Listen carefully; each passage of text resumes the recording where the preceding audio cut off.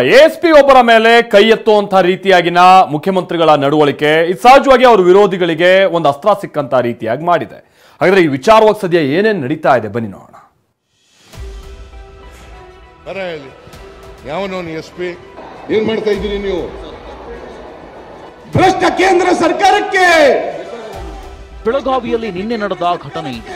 ಯುದ್ಧದ ಪರ ಅಲ್ಲ ಅಂದಿದ್ದ ಸಿದ್ದರಾಮಯ್ಯಗೆ ಬಿಜೆಪಿ ಮಹಿಳಾ ಕಾರ್ಯಕರ್ತರು ಘೇರಾವ್ ಹಾಕಿದ್ರು. ಇದರಿಂದ ಸಿಟ್ಟಿಗೆದ್ದಿದ್ದ ಸಿಎಂ ಪೊಲೀಸ್ ಅಧಿಕಾರಿಯನ್ನ ಬಹಿರಂಗ ವೇದಿಕೆಗೆ ಕರೆಸಿ ಹೊಡೆಯುವ ರೀತಿ ಕೈ ಎತ್ತಿದ್ರು. ಭ್ರಷ್ಟ ಕೇಂದ್ರ ಸರ್ಕಾರಕ್ಕೆ ಇದೇ ಘಟನೆಯನ್ನ ಈಗ ಬಿಜೆಪಿ ಮತ್ತೊಂದು ಅಸ್ತ್ರ ಮಾಡಿಕೊಂಡಿದೆ.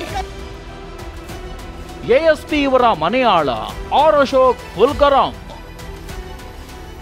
ಮುಖ್ಯಮಂತ್ರಿನ ಗೂಂಡಾನ ಕೆಎಸ್ ಈಶ್ವರಪ್ಪ ವಾಗ್ದಾಳಿ. ಇದು ದುರಾಂಕಾರದ ಪರಮಾವಧಿ. ಈ ರಾಜ್ಯ ಸರ್ಕಾರ ಹೆಂಗ್ ನಡೀತಾ ಇದೆ ಅನ್ನೋದು ಅರ್ಥ ಆಗ್ತಾ ಇದೆ. ಈ ರಾಜ್ಯದಲ್ಲಿ ಈಗಾಗಲೇ ಕಾನೂನು ಸುವ್ಯವಸ್ಥೆ ಕೆಟ್ಟೋಗಿದೆ. ಮುಖ್ಯಮಂತ್ರಿಗಳ ಈ ನಡೆಯಿಂದ ರೌಡಿಗಳ ರಾಜ್ಯ ಆತತೆ. ಇದು ರೌಡಿಗಳ ರಾಜ್ಯ ಆತತೆ. ಪುಡಿ ರೌಡಿಗಳೆಲ್ಲ ಬೀದಿಯಲ್ಲಿ ನಿಂತ್ಕೊಂಡು ಪೊಲೀಸವ್ರನ್ನ ಹೊಡೆಯಕ್ಕೆ ಹೋದ್ರೆ, ಮುಖ್ಯಮಂತ್ರಿನೇ ಹೊಡೆದಿದ್ದಾರೆ ನಾವೇನು ಹೊಡೆದ್ರೆ ಅಂತ ಹೊಡೆಯಕ್ಕೆ ಹೋದ್ರೆ ರಾಜ್ಯದ ಸ್ಥಿತಿ ಏನಾಗ್ತದೆ? ಮುಖ್ಯಮಂತ್ರಿಗಳು ಒಂದು ಸಭೆಯಲ್ಲಿ ಅಲ್ಲಿಯ ಪೊಲೀಸ್ ಅಧಿಕಾರಿ ಮೇಲೇನೆ ಹಲ್ಲೆ ಮಾಡಕ್ ಹೋಗ್ತಾರೆ ಅಂತಂದ್ರೆ ಇವ್ರು ರಾಜ್ಯದ ಮುಖ್ಯಮಂತ್ರಿನೋ ಗುಂಡಾನೋ? ಸಿದ್ದರಾಮಯ್ಯನವರೇ ಹಿರಿಯ ರಾಜಕಾರಣಿ. ನಿಮ್ಮ ವಿಚಿತ್ರವಾದ ವರ್ತನೆಗಳು, ಗೊಂದಲಗಳಿಂದ ರಾಜ್ಯದ ಜನಕ್ಕೆ ಬಹಳಷ್ಟು ಬೇಸರ ಆಗಿದೆ. ನಿಮ್ಮ ಬಗ್ಗೆ ಇರ್ತಕ್ಕಂಥ ಗೌರವನೂ ಕಡಿಮೆ ಆಗಿದೆ.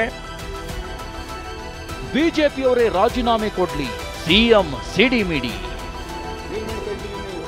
ಪೊಲೀಸರ ಮೇಲೆ ಕೈ ಎತ್ತಿದ್ದಾರೆ ಅಂತ ಸಿದ್ದರಾಮಯ್ಯ ರಾಜೀನಾಮೆಗೆ ಬಿಜೆಪಿ ಆಗ್ರಹಿಸಿದೆ. ಆದರೆ ಇದಕ್ಕೆ ಗರಂ ಆಗಿರುವ ಸಿಎಂ ಮೊದಲು ಅವರೇ ರಾಜೀನಾಮೆ ಕೊಡ್ಲಿ ಅಂದಿದ್ದಾರೆ.